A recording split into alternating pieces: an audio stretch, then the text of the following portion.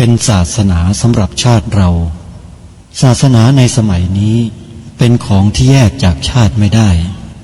เป็นความจำเป็นที่เราทั้งหลายผู้เป็นไทยจะต้องมั่นคงอยู่ในศาสนาพระพุทธซึ่งเป็นศาสนาสำหรับชาติเราพระพุทธศาสนาก็ดีหรือศาสนาใดก็ดีที่ตั้งมั่นอยู่ได้ก็ด้วยความมั่นคงของผู้เลื่อมใสตั้งใจที่จะรักษาและข้าพเจ้าพูดทั้งนี้ก็เพื่อชักชวนท่านทั้งหลายอย่างเป็นเพื่อนไทยและเพื่อนพุทธศาสนิกชนด้วยกันทั้งนั้นเพื่อความมั่นคงแห่งพระพุทธศาสนาข้าพเจ้ารู้สึกว่าได้ทำหน้าที่สมควรแก่อุปถัมภ์พระพุทธศาสนาเราจะตั้งใจรักษาศาสนาของเราด้วยชีวิตและถ้าท่านตั้งใจจะช่วยข้าพเจ้าในกิจอันใหญ่นี้แล้วก็จะเป็นที่พอใจข้าพเจ้าเป็นอันมากเพราะฉะนั้นเป็นหน้าที่ของเราทั้งหลายที่จะช่วยกันบำรุงรักษาพระพุทธศาสนาอย่าให้เสื่อมสูญไปการที่จะบำรุงพระพุทธศาสนาเราต้องรู้สึกก่อนว่าหลักของพระพุทธศาสนาคืออะไรเราจะถือว่าเราเป็นไทยด้วยกันหมดเราจะต้องรักษาความเป็นไทยของเราให้ยั่งยืนเราจะต้องรักษาพระพุทธศาสนาให้ถาวรวัฒนาการอย่างที่เป็นมาแล้วหลายชั่วโคตรของเราทั้งหลายพระบรมราโชวาทของพระบาทสมเด็จพระมงกุฎเกล้าเจ้าอยู่หัวรัชกาลที่ 6พระบรมราโชวาทก็ดีพระราชนิพนธ์ก็ดีหรือพระบรมราชโองการของพระมหากษัตริย์ถือเป็นบทบัญญัติแห่งกฎหมายทั้งหมดทั้งสิ้นการบัญญัติให้พระพุทธศาสนาเป็นศาสนาประจำชาติไทยไว้ในรัฐธรรมนูญจึงเป็นสิ่งที่ถูกต้องทั้งกฎหมายและทางโบราณราชประเพณีการบัญญัติให้พระพุทธศาสนาเป็นศาสนาประจำชาติไทยไว้ในรัฐธรรมนูญย่อมเป็นหลักค้ำประกันให้กับประชาชนคนไทยว่า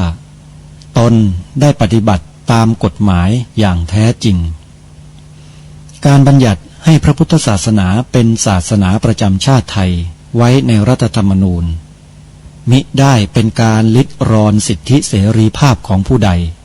แต่เป็นการยืนยันความจริงตามกฎหมายและประวัติศาสตร์ชาติไทยการบัญญัติให้พระพุทธศาสนาเป็นศาสนาประจำชาติไทยไว้ในรัฐธรรมนูญจะทำให้พระพุทธศาสนาได้รับการอุปถัมภ์และคุ้มครองจากรัฐดุจเดียวกันกับที่องค์พระมหากษัตริย์ทรงกระทำมาการบัญญัติให้พระพุทธศาสนาเป็นศาสนาประจำชาติไทยไว้ในรัฐธรรมนูญจะป้องกันพระพุทธศาสนาไม่ให้ถูกลัทธินิกายนอกศาสนากระทำการใดๆได้ด้วยอุบายต่างๆนานาการบัญญัติให้พระพุทธศาสนาเป็นศาสนาประจำชาติไทยไว้ในรัฐธรรมนูญจะทำให้สังคมไทยมีแต่ความสุขร่มเย็นเป็นธรรมทั้งต่อคนศาสนาอื่นและคนสัญชาติอื่นได้อย่างแท้จริงแต่ถ้าไม่บัญญัติให้พระพุทธศาสนาเป็นศาสนาประจำชาติไทยไว้ในรัฐธรรมนูญในอนาคตประเทศไทยจะต้องตกอยู่ในสถานะเดียวกันกับพื้นที่3 จังหวัดชายแดนภาคใต้อย่างแน่นอนพระบรมราโชวาทพระบาทสมเด็จพระเจ้าอยู่หัวในมหาสมาคม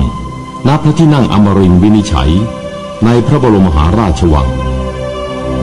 โดยที่พระพุทธศาสนาเป็นศาสนาประจำชาติของเราทั้งตามความศรัทธาเชื่อมั่นของข้าพเจ้าเองก็เห็นเป็นศาสนาที่ดีศาสนาหนึ่งเนื่องในบรรดาสัจธรรมคำสั่งสอนอันชอบด้วยเหตุผลจึงเคยคิดอยู่ว่าถ้าโอกาสอำนวยข้าพเจ้าควรจะได้บวชสักเวลาหนึ่งตามราชประเพณีซึ่งจะเป็นทางสนองพระเดชพระคุณพระราชบูรพาการีตามคตินิยมด้วยและนับตั้งแต่ข้าพเจ้าได้ครองราชย์สืบสันตติวงศ์ต่อจากสมเด็จพระเชษฐาธิราชก็ล่วงมากว่า10 ปีแล้วเห็นว่าน่าจะถึงเวลาที่ควรจะทำตามความตั้งใจไว้นั้นแล้วประการหนึ่งอันหนึ่ง การที่องค์สมเด็จพระสังฆราชหายประชวรมาได้ในคราวประชวรครั้งหลังนี้ก่อให้เกิดความปีติยินดีแก่ข้าพเจ้ายิ่งนักได้มาคำนึงว่าถ้าในการอุปสมบทของข้าพเจ้าได้มีองค์สมเด็จพระสังฆราชเป็นพระอุปชฌาย์แล้วก็จะเป็นการแสดงออกซึ่งความศรัทธาเคารพในพระองค์ท่านของข้าพเจ้าได้อย่างเหมาะสมอีกประการหนึ่งจึงได้ตกลงใจที่จะบรรพชาอุปสมบทในวันที่ 22 เดือนนี้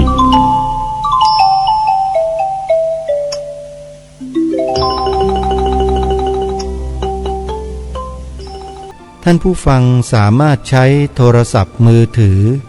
ระบบ Android ดาวน์โหลดแอปพลิเคชันที่ชื่อว่าวิทยุพุทธศาสนาทั่วไทยเพื่อติดตามรับฟังรายการนี้ได้ทุกวัน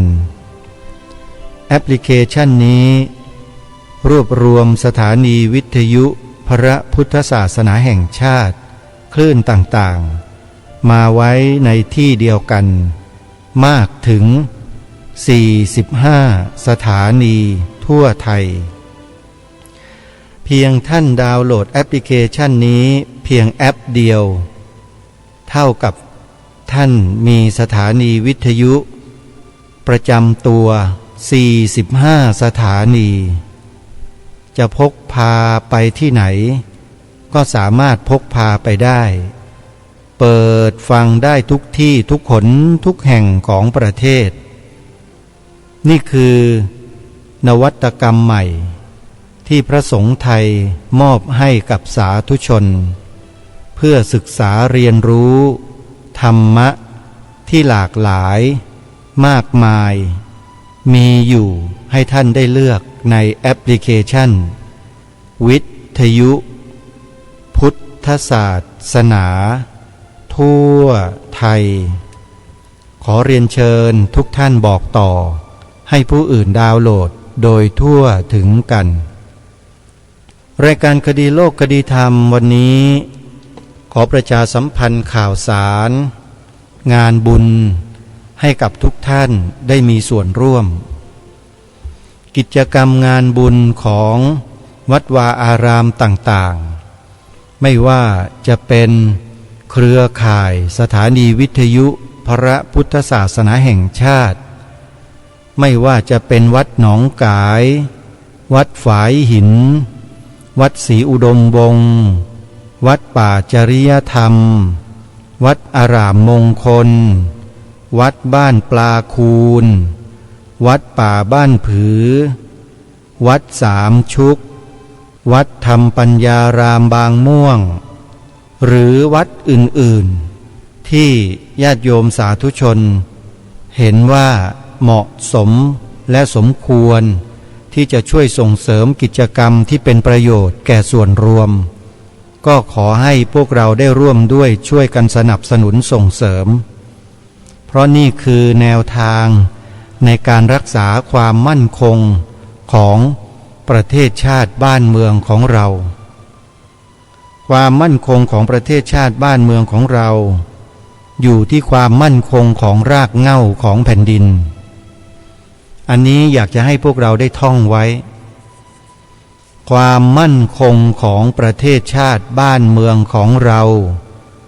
อยู่ที่ความมั่นคงของรากเหง้าของประเทศไทยจำได้หรือไม่ว่าที่รายการได้กล่าวถึงคำนี้เอาไว้ว่ารากเหง้าของประเทศไทยคืออะไรแล้วก็หยิบยกเรื่องของธงชาติไทยขึ้นมากล่าวเพียงแค่นี้ถ้าเราไม่สามารถช่วยกันปกป้องรักษาให้เกิดความมั่นคงได้เราคนไทยก็ต้องอับอายคนทั่วทั้งโลกแน่นอนรายการคดีโลกคดีธรรมติดตามสถานการณ์บ้านเมืองมาโดยตลอดไม่เคยคลาดสายตาตั้งแต่เริ่มเคลื่อนไหวต่อสู้เพื่อรากเหง้าของแผ่นดินมาตั้งแต่ปีพระพุทธศักราช 2544 เป็นต้นมายังไม่เคยหยุด ที่จะติดตามข้อมูลเชิงลึกในการกระทำบางสิ่งบางอย่างที่มีต่อความมั่นคงของรากเหง้าของประเทศไทยและข้อมูลที่ทางรายการนำเสนอผ่านรายการไปในแต่ละครั้งในแต่ละวันล้วนมีผลต่อความมั่นคงของประเทศทั้งสิ้นบทเพลงต้นรายการอินเทอร์ลูดที่เป็นบทความที่ออกอากาศตอนต้นรายการเรื่องการบัญญัติในรัฐธรรมนูญให้ศาสนาพุทธเป็นศาสนาประจำชาติเหล่านี้ถือว่าเป็นหลักในการที่จะสร้างความมั่นคงให้แก่รากเหง้าของแผ่นดินประเทศชาติบ้านเมืองทั้งสิ้นถ้าหากว่ามีการปฏิเสธมีการต่อต้านมีการคัดค้านมีการแสดงความคิดเห็นในทางลบในทางที่ไม่เห็นด้วยตรงนั้นก็ขอให้ทราบไว้เลยว่าเป็นแนวความคิดของฝ่ายตรงข้ามทั้งสิ้นทีนี้ฝ่ายตรงข้ามบางทีเขาไม่ได้ออกมาแสดงเองหรอกแต่เขามีวิธีให้คนไทยบางประเภทมาเต้นแร้งเต้นกาแทนพวกเขาพวกนี้เขาชักใยอยู่ข้างหลังแล้วก็นำเอาไอ้คนไทยที่ยอมขายทุกสิ่งทุกอย่างเนี่ยมาทำหน้าที่แทนพูดในลักษณะเช่นนี้ท่านผู้มีสติปัญญาก็คงจะมองภาพออกว่าหมายถึงอะไรนี่แหละคือสิ่งที่กำลังเป็นไปและกำลังเกิดขึ้นอยู่บนผืนแผ่นดินไทยของเราความไม่มั่นคงกำลังจะตามมาถ้าคนไทยไม่รู้รักสามัคคีกันนี่คือเหตุผลสำเร็จรูปไม่ว่าประเทศไหนเหล่าใดบ้านใดเมืองใดใช้หลักการเดียวกันทั้งนั้นถ้าประชาชนในชาติไม่รู้รักสามัคคีกันความมั่นคงภายในประเทศก็ระส่ำระสายนี่คือเรื่องใหญ่เรื่องที่สำคัญเป็นเรื่องที่พวกเราคนไทยทุกคนจะต้องให้ความสนใจเป็นพิเศษขอย้ำว่าต้องให้ความสนใจเป็นพิเศษแต่ไม่ใช่เรื่องง่ายเพราะเรื่องความมั่นคงของชาติบ้านเมืองนั้นมันจำเป็นต้องมีสิ่งต่างๆที่จะเป็นองค์ประกอบที่เข้ามาเกี่ยวข้องอย่างหลีกเลี่ยงไม่ได้องค์ประกอบสำคัญที่ทำให้บ้านเมืองไทยเราเกิดความมั่นคงมาโดยตลอดไม่เป็นเมืองขึ้นใครไม่เป็นทาสใครไม่เป็นขี้ข้าใครเป็นเอกราชนครมาอย่างยาวนานก็เพราะมีองค์ประกอบ3 อย่าง 1. สถาบันชาติคือชาติไทยบรรพบุรุษไทยบรรพชนไทยของเรามีความมั่นคง 2. พระพุทธศาสนาเป็นรากเหง้าของสังคมไทยมาโดยตลอดที่ผ่านมาเราสามารถทำรงรักษาไว้ซึ่งรากเหง้านี้อย่างสมบูรณ์แต่อนาคตจะสมบูรณ์เหมือนอย่างเดิมหรือผุกร่อนลงก็ขึ้นอยู่กับพวกเราเหล่าพุทธบริษัทว่าจะมีความรู้รักสามัคคีกันหรือไม่จะมีหนอนบ่อนไส้หรือเกลือเป็นหนอนหรือไม่อันนี้ก็ต้องติดตามสถานการณ์ดูกันองค์ประกอบที่3ก็คือองค์พระประมุขของแผ่นดินคือองค์พระมหากษัตริย์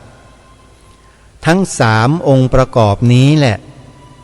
คือเหตุปัจจัยแห่งความมั่นคงของชาติบ้านเมืองทั้งหมด3องค์ประกอบนี้ถ้าองค์ประกอบใดองค์ประกอบหนึ่งมีปัญหาขึ้นมาองค์ประกอบที่เหลือก็จะประสบกับปัญหาตามไปด้วยเพราะฉะนั้นเราจะสังเกตเห็นว่ากระแสการทำลายองค์ประกอบของประเทศไทยของเราเนี่ยเริ่มมีขึ้นมาเรื่อยๆเริ่มปรากฏให้เราเห็นเรื่อยๆจริงหรือไม่บ่อนทำลาย3เสาหลักของประเทศไทยของเราเริ่มมีขึ้นมาเรื่อยๆมาแบบซึมลึกมาแบบแทรกแซงเข้ามาภายในโดยเฉพาะแทรกแซงมาทางความคิดของประชาชนคนไทยของเราผ่านองค์กรผ่านเครือข่ายผ่านบุคคลที่มีชื่อเสียงผ่านบุคคลที่น่าเชื่อถือมีทุกประตูทุกทางที่เกิดขึ้นทีนี้ถ้าหากเรารู้ไม่เท่าทันแล้วไปหลงเชื่อกับสิ่งเหล่านั้นเราก็จะกลายเป็นเครื่องมือของแนวทางเหล่านั้นโดยไม่รู้ตัวทางรายการก็เลยคิดค้นหาเครื่องมือตรวจสอบคนไทยว่ายังคงมีความมั่นคงในความเป็นไทยอยู่หรือไม่มากน้อยเพียงใดก็ใช้วิธีแบบง่ายๆแบบชาวบ้านเขาทำกันไม่ต้องไปใช้เครื่องไม้เครื่องมือไทยแมชชีนมันเลิศหรูดังวิทยาศาสตร์จ๋าไม่จำเป็นฮะวิธีการแบบง่ายๆแบบคนโบราณตรวจสอบมนุษย์ในสังคมด้วยกันว่ายังมีทิฏฐิเสมอกันหรือไม่ทิฏฐิเสมอกันทางภาษาพระพุทธศาสนาองค์สมเด็จพระสัมมาสัมพุทธเจ้าทรงบัญญัติเอาไว้ว่าทิฏฐิสามัญญตาเรื่องทิฏฐิสามัญญตานี้องค์สมเด็จพระสัมมาสัมพุทธเจ้าทรงให้ความสำคัญถึงขนาดว่าทรงจัดวางสัมมาทิฏฐิตัวเนี้ยไว้ในข้อแรกของอริยมรรคมีองค์8แปลว่าเรื่องทิฏฐิเรื่องความคิดความเห็นของมนุษย์นั้นสำคัญยิ่งมนุษย์จะหลุดพ้นจากทุกข์ทั้งปวงได้หรือไม่ขึ้นอยู่กับทิฏฐิของมนุษย์นั่นเองพระสัมมาสัมพุทธเจ้าตรัสสอนถึงทิฏฐิไว้มากหลายที่ถ้าใครได้ศึกษาเรียนรู้คัมภีร์พระไตรปิฎกก็จะเห็นคำว่าทิฏฐิเกลื่อนกลนอยู่ในที่ต่างๆมากมายทำไมจึงเป็นเช่นนั้นเพราะพระพุทธองค์ทรงให้ความสำคัญต่อเรื่องทิฏฐิของมนุษย์อย่างมากแล้วพระองค์ท่านก็ทรงแยกแยะทิฏฐิของมนุษย์ในโลกใบนี้ไว้ถึง62ประเภท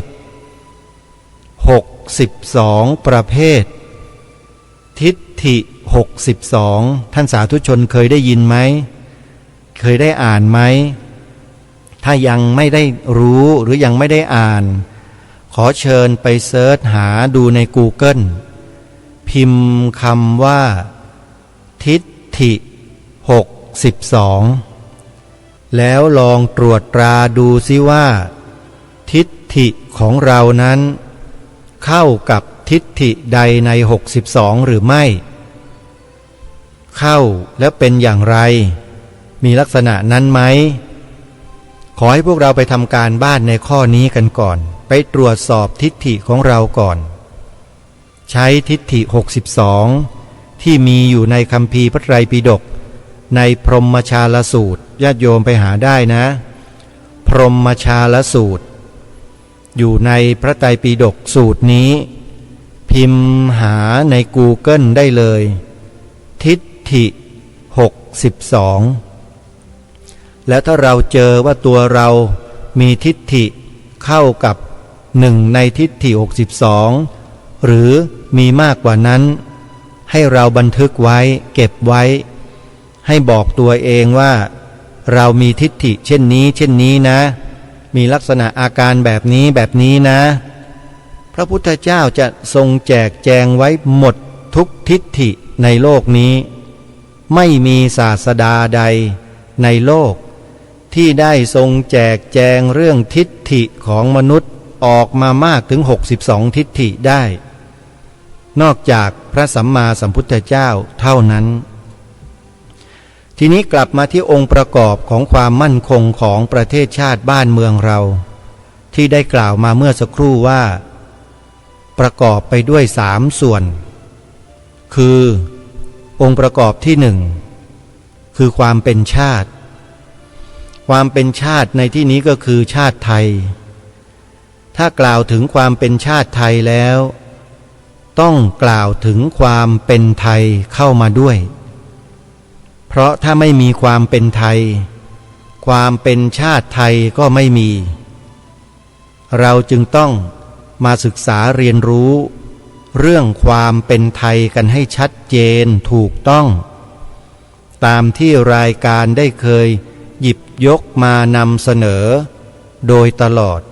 ว่าความเป็นไทยนั้นมีปรากฏอยู่ที่ใดจะเป็นเหตุปัจจัยเชื่อมโยงกันทั้ง3องค์ประกอบนี้แหละไม่ได้ไปไหนเลยอยู่ในนี้ทั้งหมด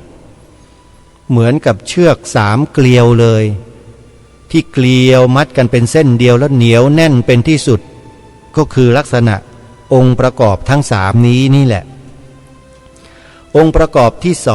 2ที่ทำให้ความมั่นคงของชาติบ้านเมืองมีมาอยู่จนถึงวันนี้ได้ก็คือพระบวรพุทธศาสนา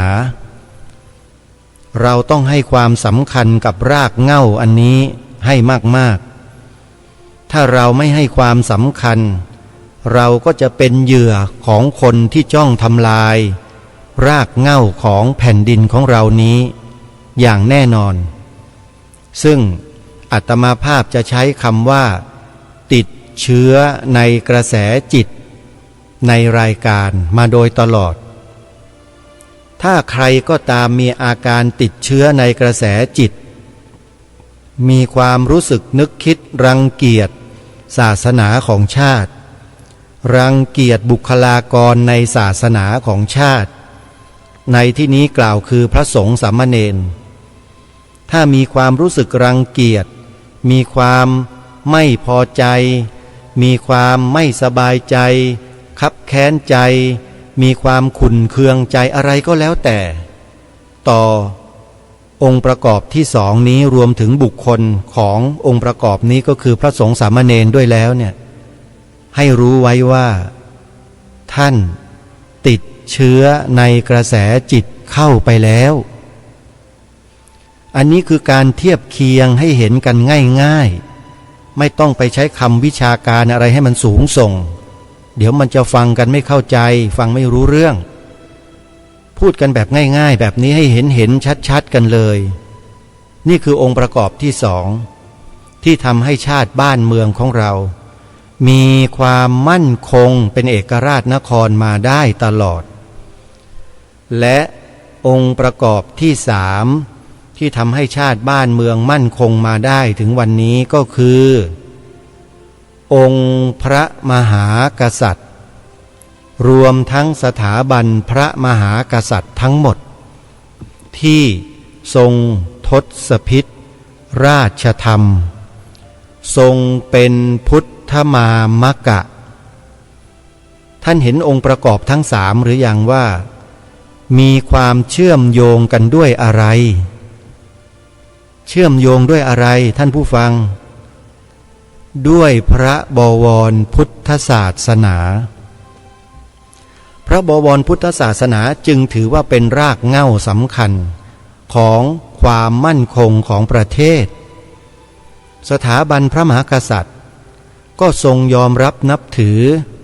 ทรงประกาศพระองค์ทรงเป็นพุทธมามกะตลอดพระชนชีพพระบรมวงศานุวงศ์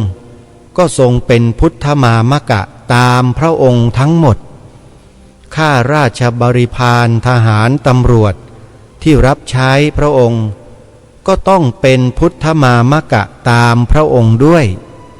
จึงจะถือว่าจงรักภักดี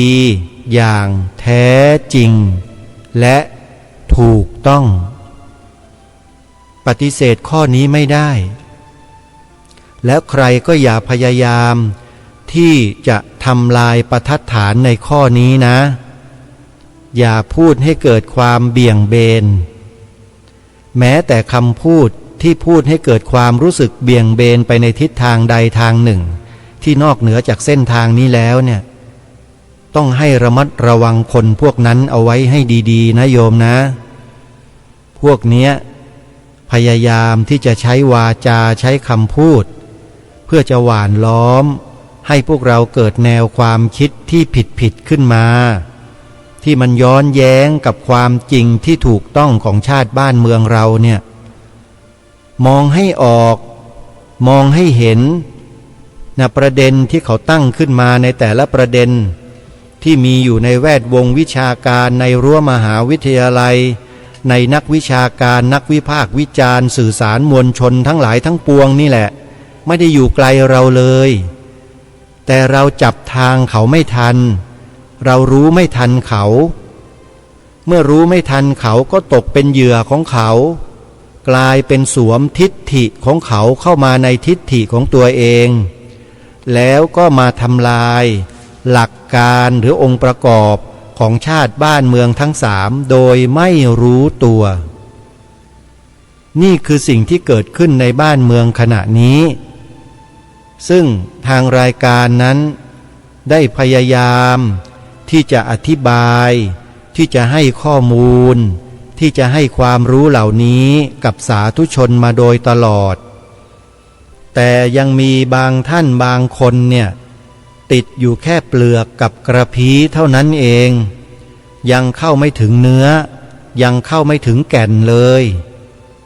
ทางรายการพยายามนำกระพี้นำเปลือกนำเนื้อนำแก่นมาอธิบายขยายความให้ฟังกันแบบเห็นชัดๆจะแล้วแต่คนบางประเภทก็พยายามที่จะแถพยายามที่จะเลี่ยงออกไปนอกทางนอกประเด็นแล้วก็ตีกลับมาในทางที่ไม่ถูกไม่ควรชวนให้พี่น้องคนไทยเรานั้นหลงผิดคิดว่าคารมคมคายคำพูดของเขานั้นถูกไปหมดระวังให้ดีนะท่านผู้ฟังไอ้ลิ้นไม่มีกระดูกเนี่ยร้ายกาจนักขอฝากเอาไว้เชียวคนโบราณบรรพชนเราถึงสอนลูกหลานมันนักหนาว่าอย่าหูเบาอย่าหูเบาเนี่ยสำคัญที่สุดไอ้เรื่องของการฟังเนี่ยรายการนี้จึงเน้นแล้วก็เน้นให้พวกเราใช้วจีกรรมใช้วาจาเพื่อฝังให้ลูกหลานเราอยู่ในร่องในรอยจึงได้กำหนดหน้าที่ของพวกเราขึ้นมา3 ข้อให้เราทำร่วมกันข้อที่1ให้ใช้วาจาเรานี่แหละกล่าวคำนี้ให้ลูกหลานเยาวชนเราได้ฟังแล้วเราก็ต้องกล่าวเป็นผู้นำกล่าวให้เขาได้กล่าวตามคือคำว่าพระพุทธศาสนาเป็นศาสนาประจำชาติไทยของเรากล่าวคำนี้อย่างเดียวไม่ต้องกล่าวอย่างอื่นไอสารสัมพันธ์5 ศาสนาอย่าไปเอามาเตือนไว้เตือนเอาไว้ด้วยความหวังดีว่าอย่าไปนำมาอย่ามาเสี่ยมอย่ามาสอนลูกหลานเราเด็ดขาดประเทศไทยเรานั้นมีสถาบันหลักที่เป็นศาสนานั้นเพียงศาสนาเดียวส่วน5 ศาสนาที่ใครไปปลุกผีขึ้นมาแล้วมาล้างสมองคนไทยอยู่เนี่ยอาตมาไม่ทราบ แต่ขอบอกว่าไม่มีผลดีและไม่เป็นผลดีต่อความมั่นคงของชาติบ้านเมืองของเราแน่นอนถ้าหากว่าชาติบ้านเมืองของเรามั่นคงด้วยหลักการนี้แล้วทำไม3 จังหวัดชายแดนภาคใต้ถึงเป็นเช่นนั้นเล่าทำไมคนศาสนาอื่นจึงอยู่ด้วยไม่ได้เล่าสารสัมพันธ์กันแบบไหนแปลว่าไม่จริงใช่ไหมท่านผู้ฟังแล้วเราไปหลงเชื่อเรื่องสารสัมพันธ์5 ศาสนากันอยู่ได้ยังไงไปเชื่อไปหลงกันอยู่ได้ยังไงนี่แหละเขาเรียกว่าหูเบาไปหลงเชื่อคารมคมคายของคนพวกนี้เสียแล้วก็ติดตรึงชอบพอเขานิมนต์เขาเชิญไปขึ้นเวทีเนี่ยโอ้ยดีอกดีใจใหญ่ขึ้นเวทีนานาชาติชอบนักนั่นแหละหารู้ไม่ว่ากลายไปเป็นเครื่องมือให้เขากลายไปเป็นด้ามมีดให้เขากลับมาฟันประเทศชาติบ้านเมืองตัวเองฉับอยู่แต่ไม่รู้ตัวเรื่องนี้นะอาตมาภาพจะขอแนะนำท่านผู้ฟังผู้ที่สนใจที่จะเข้าไปศึกษาเรียนรู้ดูข้อมูลเหล่านี้ว่าคืออะไรไอ้การสารสัมพันธ์5 ศาสนาเนี่ยเขามีเล่ห์เหลี่ยมเล่ห์กลอะไรที่แฝงไว้ข้างในนั้นมีผู้นำมาเสนอแล้วนะนำมาบอกพวกเราแล้วแต่เราจะขยันเข้าไปดูหรือเปล่าเราจะศึกษากันอย่างจริงจังไหมเล่า1. เว็บไซต์ที่ชื่อว่าสุรศรี .com สุรศรี .com โยมเข้าไปศึกษาดูได้เลยเจ้าของเว็บไซต์อาตมาภาพเชื่อมั่นนะว่าเจ้าของเว็บไซต์คนนี้ที่ทำเว็บนี้ขึ้นมาเนี่ยเขามีความรู้ในหลายๆเรื่องที่เกี่ยวกับความมั่นคงของประเทศชาติบ้านเมืองเขารู้ว่าอะไรที่สอดแทรกเข้ามาในบ้านเมืองแล้วจะมาทำลายความมั่นคงของประเทศชาติบ้านเมืองของเราอาตมาเชื่อมั่นว่าเจ้าของเว็บไซต์นี้เขารู้จริงเพราะเท่าที่ดูบทความดูตัวหนังสือดูสิ่งต่างๆที่เขานำมาเผยแพร่ในเว็บแล้วเนี่ยโดนใจมากโดนใจหลายเรื่องเลยนะเพราะฉะนั้นใครที่สนใจจะเข้ามาศึกษาเรียนรู้ในสิ่งที่แปลกปลอมสิ่งที่แทรกซึมสิ่งที่บ่อนทำลายความมั่นคงของประเทศไทยของเราแบบเห็นชัดจะนะโยมนะเข้าไปดูในเว็บไซต์ที่ชื่อว่า www.surasiha.com พิมพ์เป็นอักษรภาษาอังกฤษทั้งหมด www.surasiha.com ตรงตัวนะไม่มีอะไรมาร่วมตัวอักษรเลย surasiha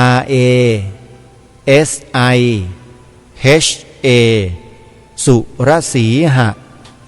.com ถ้าใครต้องการจะเข้าไปแบบเร็วๆก็พิมพ์ www ดังกล่าวแต่ถ้าพิมพ์ภาษาอังกฤษไม่เป็นโยมพิมพ์คำว่าสุรศรี .com ก็ได้นะสุรศรี .com เดี๋ยวโยมก็ได้เข้าไปชมเข้าไปดูแล้วจะเห็นข้อมูลอย่างที่ไม่เคยเห็นมาก่อนอย่างที่ไม่เคยดูเคยมีใครมาเผยแพร่แบบนี้มาก่อนอันนี้ต้องขอฝากไว้จริงๆท่านผู้ฟังและอีกเว็บหนึ่งอีกเพจหนึ่งอีกตัวอย่างหนึ่งที่ทางรายการจะแนะนำให้เข้าไปดูให้เยอะๆมากๆก็คือสมาคมปกป้องพระพุทธศาสนาโยมพิมพ์คำเนี้ยประโยคเนี้ยเข้าไปใน Google ใน YouTube ใน Facebook เดี๋ยวก็เจอสมาคมปกป้องพระพุทธศาสนาซึ่งตอนนี้ท่านที่เป็นนายกสมาคมปกป้องพระพุทธศาสนาคนปัจจุบันเนี่ยออกโรงเองเลยออกมาทำคลิป เผยแพร่เหตุผลบางสิ่งบางอย่างที่เกี่ยวกับความมั่นคงความเป็นความตายของประเทศไทยของเราชัดเจนมากบอกตรงๆว่าชัดเจนมากแล้วก็เป็นเหตุเป็นผลที่น่าสนใจที่สุดซึ่งยังไม่เคยมีเห็นผู้นำองค์กรของศาสนาพุทธองค์กรใดเลยที่กล้าออกมาฟันธงแบบนี้ขอให้พวกเราเข้าไปดูกันไปชมกันญาติโยมสมาคมปกป้องพระพุทธศาสนาพูดด้วยหลักการพูดด้วยเหตุผลพูดด้วยความจริงแต่มีคนบางประเภทไม่ยอมรับความจริงแถอยู่ตลอดเวลาแถแล้วแถอีกผู้นำองค์กรท่านนี้ก็เลยเอากระดาษทรายเบอร์10ขูดซะเลือดซิบๆไปหมดเลยตอนนี้อันนี้เป็นข้ออุปมาเฉยๆนะฮะแต่ใช้วาจาใช้คำพูดขัดถูพวกที่แถทั้งหลายเนี่ยถลอกปอกเปลือกกันไปตามๆกันเลยตอนนี้ถึงอยากจะให้เข้าไปดูกันนะเข้าไปดูกันเลยนะชื่อขององค์กรนี้ก็คือสมาคมปกป้องพระพุทธศาสนาและอีกองค์กรหนึ่งที่หลายๆท่านคงจะรู้จักกันแล้วนั่นก็คืออปพสรวมพลังคนไทยพุทธองค์กรนี้ก็อีกองค์กรหนึ่งที่ทางรายการแนะนำมาโดยตลอดว่าให้ไปศึกษาให้ไปดูให้ไปรู้ข้อมูลว่าอะไรกำลังเกิดขึ้นกับประเทศไทยของเราอะไรกำลังบ่อนทำลายความมั่นคงของประเทศชาติบ้านเมืองของเราพวกเราต้องรู้ถ้าหากเราไม่เอาใจใส่ในเรื่องนี้ซึ่งถือว่าเป็นเรื่องที่มีความสำคัญที่สุดในโลกเรื่องความมั่นคงของประเทศต่างๆในโลกเนี่ยเขาถือว่าเป็นความสำคัญที่สุดสำคัญมากกว่าใดๆทั้งสิ้นและเมื่อมีผู้คนได้นำข้อมูลมาเผยแพร่ให้เราดูให้เรารู้กันแล้วเราไม่ใส่ใจไม่สนใจกันเนี่ยน่าเสียดายน่าเสียดายเวลาน่าเสียดายชาติเกิดที่เกิดมาแล้วได้อยู่ในบนความมั่นคงของประเทศของแผ่นดินนี้แล้วแต่ไม่สนใจเรื่องงานความมั่นคงของประเทศนี้เลยเสียชาติเกิดจริงๆขอบอกเราคือผู้ครอบครองคือเจ้าของแผ่นดินนี้กันทุกคนเราก็ต้องศึกษาสิว่ารากเหง้าของแผ่นดิน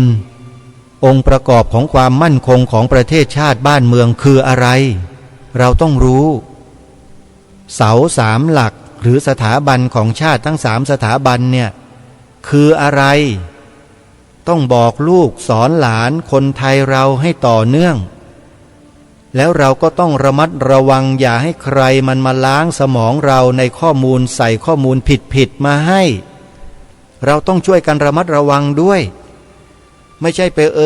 ห่อหมกไปคล้อยตามเขาใช้คารมคมคายมาหลอกมาล่อมาลวงให้เราไปสารสัมพันธ์กับเขาเนี่ยลองมาดูเถอะมาดูข้อมูลเถอะแล้วท่านจะรู้ว่าไอแนวทางสารสัมพันธ์น่ะแท้จริงแล้วมันคืออะไรมาดูได้เลยท่านนี่คือกระบวนการในการจัดการบางสิ่งบางอย่างของคนบางกลุ่มบางพวกที่ต้องการขจัดเสี้ยนหนามโดยอาศัยคนในประเทศนี่แหละมาจัดการคนในประเทศกันเองก็คือพวกที่ยอมตัวเป็นเครื่องมือให้เขานั่นแหละอาตมาภาพยังไม่อยากจะพูดว่าขายชาตินะมันแรงไปถอนก่อนยังไม่อยากจะพูดคำนี้นะแต่เมื่อถึงจุดหนึ่งแล้วไม่แน่นะอาจจะกล่าวหาเลยว่าขายชาติแต่ตอนนี้ยังไม่กล่าวเช่นนั้นแต่ให้รู้ไว้ก่อนว่าพฤติกรรมทำนองนั้นน่ะมันเกิดขึ้นในบ้านเมืองไทยเราแล้วจริง ต้องขอบคุณเว็บไซต์สุรศรี .com นะที่ท่านได้มาเปิดเผยข้อมูลเหล่านี้ให้พี่น้องประชาชนคนไทยเราได้ศึกษาเรียนรู้ได้ดูความจริงกันว่าแท้จริงแล้วสิ่งเหล่านี้คืออะไรอย่าลืมโยมเข้าไปดูนะเข้าไปใน Google แล้วพิมพ์คำว่าสุรศรี .com แล้วก็หาเว็บไซต์ที่ชื่อว่า www.surasiha.com แล้วเปิดเข้าไปดูเลยนะแล้วท่านจะทราบข้อมูลตามที่ทางรายการได้เสนอแนะเมื่อสักครู่ว่ามันมีกระบวนการแทรกแซงกระบวนการแทรกซึมกระบวนการลอกเลียนแบบกระบวนการอะไรต่อมีอะไรเยอะแยะไปหมดเลยที่คนไทยเราไม่รู้และตามเขาไม่ทันแต่เว็บไซต์ของสุรศรี .com เนี่ยสุดยอดมากตามทันหมดเลยตามทันไม่ทันเปล่าตามทันหมดเลยแล้วก็นำมาเปิดเผยให้คนไทยเราทราบอีกด้วยทำไมดีอย่างนี้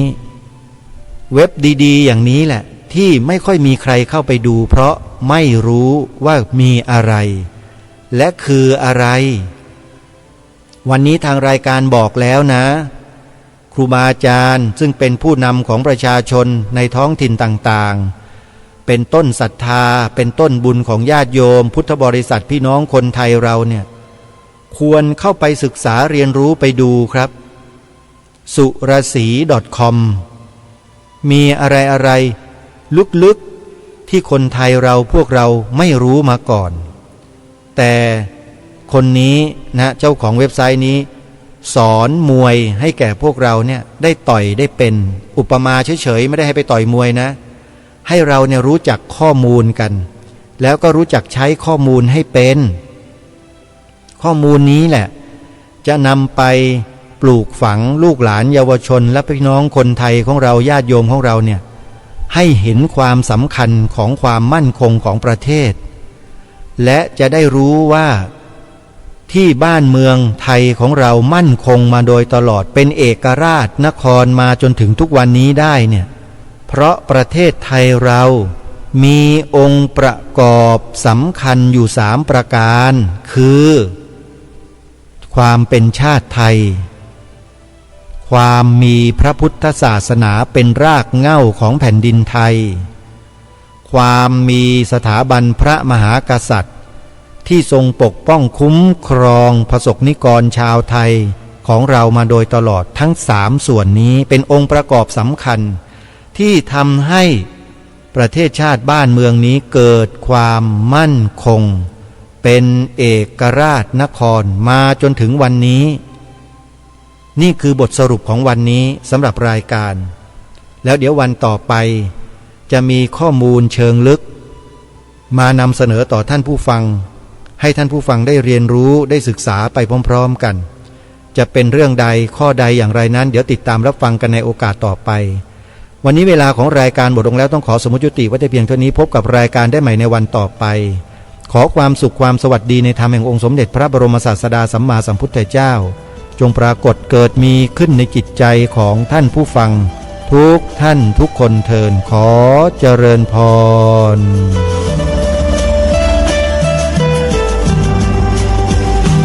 กล้าคิดก็ต้องกล้าทำอย่ากลัวถ้าทำความดี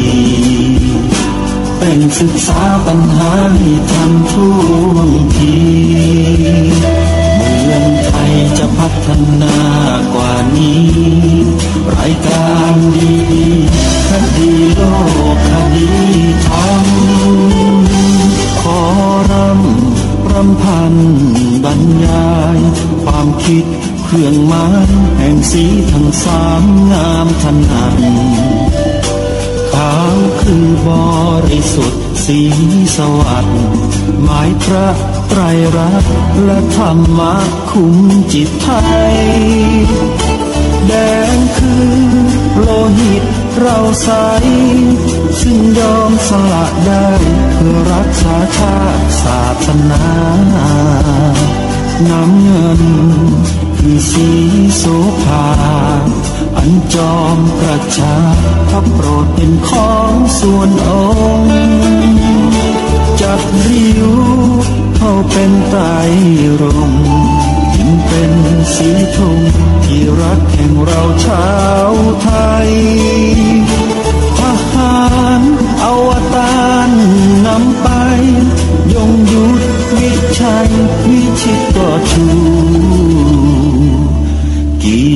ยรติสยาม ประเทศไทยที่เจริญมั่นคงมาได้จนถึงทุกวันนี้มิได้เกิดขึ้นจากความหวาดกลัวอย่างคลาดเขาแต่บรรพบุรุษไทยของเราทุกยุคทุกสมัยล้วนแต่มีความกล้าหาญและชาญฉลาดปกป้องเอกราชสร้างชาติให้เกิดความมั่นคงโดยมีธงแห่งพระไตรรัตน์เป็นเครื่องนำชัยจึงเป็นที่มาที่ไปของรายการคดีโลกคดีธรรมกล้าคิดก็ต้องกล้าทำอย่ากลัวถ้าทำความดีเร่งศึกษาปัญหาให้ทันท่วงทีเมืองไทยจะพัฒนากว่านี้รายการดีคดีโลกคดีธรรมรายการดีคดีโลกคดีธรรม